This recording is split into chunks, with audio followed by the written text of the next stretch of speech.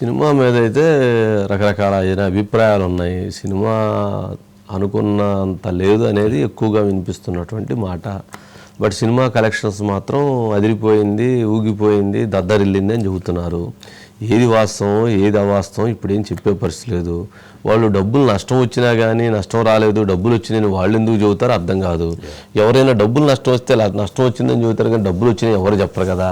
మరి డబ్బులు వచ్చి ఉండొచ్చు పండగ సీజన్ కాబట్టి, మరి అట్లా ఏమన్నా వచ్చినాయా లేక సినిమా మీద సంబంధించినటువంటి అంశంలో అయితే విభిన్నమైనటువంటి టాక్ ఉంది.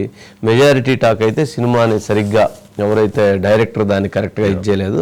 బట్ రామ్ చరణ్ యాక్షన్ చాలా బాగా చేశాడు.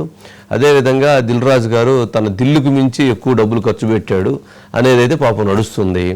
సరే, ఇదంతా బాగానే ఉంది కానీ బట్ కలెక్షన్స్ వచ్చేటప్పటికి విభిన్నమైనటువంటి టాకు అభిప్రాయాలు వస్తుంది. సరే, ఏ సినిమా అని ఇప్పుడు అంతే నడుస్తుంది. వచ్చిన దానికంటే కూడా పుష్ప 2లో ఎంత వచ్చింది అంత వచ్చింది అంటున్నారు, కానీ వాస్తవానికి వస్తే అంత లేదంటున్నారు. దేవర అంత కాదు ఎంత అంటున్నారు, కాదు ఇంత కాదు అంతే అంటున్నారు. ఎందుకు ఎక్కువ చెబుతున్నారు అర్థం కాదు. వాస్తవ దృక్పథంలో ఏంటో తెలియదు. సరే, అయ్యాను మనం పోయి కౌంట్ చేసే కాదు. నష్టం వచ్చేవాళ్ళు నష్టం వచ్చింది లేదా డబ్బులు రాలేదని చెబుతారు. డబ్బులు రాకపోయినా కూడా డబ్బులు వచ్చినాయని చెప్పుకోవడానికి ఇదేంటి, ఇది ఏమన్నా ఇంట్లో కూర్చొని ఏడిచి బయటకు వచ్చి నవ్వటం అనేటువంటి పరిస్థితి కాదు కదా. మరి ఏం జరుగుతుందో నాకైతే అర్థం కాదా. ఓం గారికి ఏమైనా తెలుసా? ఓం గారు గుడ్ ఈవినింగ్ అండి. ఏందండి లోపల దెబ్బలు తిని ఏడుసి మళ్ళీ బయటకు వచ్చి నేనే కొట్టొచ్చానని చెప్పడం అనేది నాకేం అర్థం కాదు. ఏం జరుగుతుంది ఈ మొత్తం ఎపిసోడ్లో? కోర్టు కేసులో ఒక పాట ఉంటుందండి, ఓడిపోయినాడు కోర్టులో ఏడిస్తే గెలిచిన వాడు ఇంటికి వచ్చి ఏడ్చాడు. అవునంతే కదండి. అలాగే సినిమాల విషయంలో కూడానండి, రిలీజ్ అప్పుడు ఎవరు కూడాను అసలు ఫిగర్స్ బయట పెట్టండి, అది నిర్మాతలు చెప్పే మాటే. కాకపోతే ఏంటంటే ఒక్కసారిగా ఈ సినిమాకి ఎంత వస్తుంది అంత వస్తుంది అని ఊహించుకున్నప్పుడు అండి, ఆ స్థాయిలో కలెక్షన్స్ రాకపోతే తర్వాత కంటిన్యూషన్ గా ఆ సినిమా మీద దెబ్బ పడుతుంది, లేకపోతే దాని మీద రకరకాలైనటువంటి నెగిటివ్ టాక్ స్ప్రెడ్ అవుతుంది అని నిర్మాతలండి తెలిసి కూడా ఒక్కొక్కసారి రాంగ్ ఫిగర్స్ ఇస్తుంటారండి. నిజానికి మనం నిజాయితీగా మాట్లాడుకుంటేనండి, Game Changer 186 crores world wide first day release అయిందంటే చాలా మంది షాక్ కి గురయ్యారు.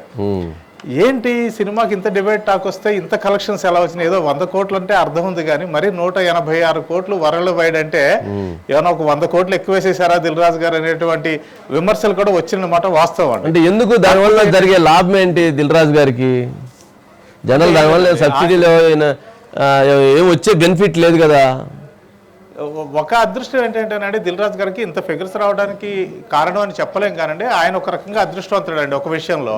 ఎందుకంటే ఇప్పుడే ఏపీ ప్రభుత్వం ఒక నిర్ణయం తీసుకుందండి, మేము 6 షోస్ ప్రదర్శించుకోమన్నాము ఫస్ట్ రోజున, దయచేసి 6 షోస్ వద్దు, ఓన్లీ 5 షోస్లో వేసుకోవాలి. అలాగే మీరు వేసుకునేటువంటి బెనిఫిట్ షో ఏది ఉందో 5 షోల్లోనే ఒకదాన్ని బెనిఫిట్ షోగా వేసుకోండి. అలాగే రాత్రిపూట 1 గంటకి బెనిఫిట్ షో అన్నది మేము పర్మిషన్ ఇచ్చాము, ఇక నుంచి అలాంటి పర్మిషన్లు ఇవ్వము, 4 షో కూడా రద్దు చేస్తున్నామని ఏపీ ప్రభుత్వం ఇచ్చిందండి. అది కూడా కోర్టు ఇచ్చిన ఆదేశాలని మళ్ళీ ఒకసారి మేము ప్రభుత్వం పునర్విచారణ జరిపి ఈ నిర్ణయాలు తీసుకున్నామంది. తెలంగాణ ప్రభుత్వం కూడా అలాంటిదే ఇచ్చే పరిస్థితిలో ఉందండి. కాబట్టి గేమ్ చేంజర్ లక్కీగా నిన్న 6 షోస్ పడినాయి, అలాగే బెనిఫిట్ షోస్ కూడా వేసుకున్నారు. ఇక్కడ తెలంగాణలోను అక్కడ ఆంధ్రప్రదేశ్లోనండి. అందువల్ల ఈ రకమైన ఫిగర్స్కి పూర్తిగా అవాస్తవాన్ని కొట్టిపారేయలేం, కానీ కొంతవరకు మ్యాచ్ కావచ్చు అండి. 100% ఇది నిజము అని మనం చెప్పలేము. ఏదేమైనా కానీ ఎలా ఉంటుందంటే సార్, సినిమా ఆడుతున్నంతసేపు అద్భుతం అమోఘం అని చెప్తారండి నిర్మాతలు. ఆ సినిమా రిలీజ్ అయిపోయి 1 సంవత్సరం అయిన తర్వాత లేకపోతే ఒక 6 నెలలకో ఎక్కడండి ఆ సినిమా ద్వారా మాకు ఇంత లాస్ వచ్చిందండి, టాక్ అయితే బాగుంది కానీ మాకు అనుకున్నట్టుగా అది లాభాలను అయితే తెచ్చిపెట్టలేదని తర్వాత నిదానంగా అసలు విషయాలు రివీల్ చేస్తారండి. కాబట్టి ఇప్పుడు సంక్రాంతికి రిలీజ్ అవుతున్న సినిమాల అసలు విషయాలు అసలు నిజాలు మనకు ఒక 6 నెలల తర్వాత కానీ రివీల్ కావాలి అసలు. కానీ సినిమా మరీ రాజకీయ నాయకులు నిజం చెప్పరు త్వరగా అనేటువంటి ఒక అభిప్రాయం ఉందండి. హీరోలు హీరోయిన్లు వయసులు చెప్పనట్టు. అట్లాగే అసలు సినిమాల్లో ఇప్పుడు ప్రొడ్యూసర్స్ కూడా అసలు సినిమా బడ్జెట్ ఎంత అవుతుంది అనేటువంటి నిజాన్ని అసలు చెప్పడం అనేది మానేసినట్టున్నారు కదండి. అంటే అది 50 అయితే 150 అని చెబుతున్నట్టున్నారు, 100 అయితే 300 అని చెప్తున్నట్టున్నారు, 500 అయితే 1000 అని చెప్తున్నట్టున్నారు. అది ఎక్కువగా వినపడుతున్నటువంటి టాక్. ఎందుకని అట్లా ఎందుకు అంత హైప్ చేసి ఎందుకు చెప్పాలనుకుంటున్నారు? అంటే ఫ్యాన్స్ కానీ లేదా ప్రేక్షకులను ఇంత పెట్టి తీశారు కాబట్టి దానికి ఎక్కువ చూడటానికి ఎక్కువ ఇంట్రెస్ట్ చూపిస్తారు అనేటువంటి అభిప్రాయమా ఏంటి? లేదు సార్, అదంతా పూర్తిగా బిజినెస్ ఆస్పెక్ట్ అండి. ఎందుకంటేనంటే ఇప్పుడు వాళ్ళు వడ్డీలకు తీసుకొస్తారు. మామూలుగా ఏదో ధర్మ వడ్డీ 2 రూపాయలు అయితే ఇలా 10 రూపాయలకి 15 రూపాయలకి అలా తీసుకొస్తూ ఉంటారు. అలాగే కాస్ట్లీయెస్ట్ ఇది ఆఫీసులు తీసుకుంటూ ఉంటారండి. హీరోలకి లేకపోతే బయట నుంచి వచ్చేటువంటి అదర్ లాంగ్వేజ్ స్టార్స్కి లేకపోతే విలన్స్కి కూడా 5 స్టార్ హోటల్స్లో ప్రొవైడ్ చేస్తుంటారండి. చాలా మంది తెలుగు సినిమాల్లో నటించడానికి ఎందుకు తహతహలాడతారంటే వీళ్ళ హాస్పిటాలిటీ అండి. అంటే ఎంత బడ్జెట్ అవుతుంది అన్నది పట్టించుకోరు. మెయిన్ వాళ్ళందరినీ కూడా బాగా చూసుకోవాలి, వాళ్ళ దగ్గర నుంచి బెటర్మెంట్ తీసుకోవాలి, అదే టార్గెట్గా పెట్టుకుంటారు తప్పితే బడ్జెట్ ఎంత పెరుగుతుంది అన్నది గమనించరు. ఇంకొక విషయం వాళ్ళ అదృష్టం ఏంటంటేనండి, ఎప్పుడైతే ఈ బడ్జెట్లన్నీ వేసుకున్న తర్వాత అండి ఖచ్చితంగా 20% 30% అదనంగానే చూపిస్తారు వాళ్ళ ఖర్చులు ఇవన్నీ కూడాను.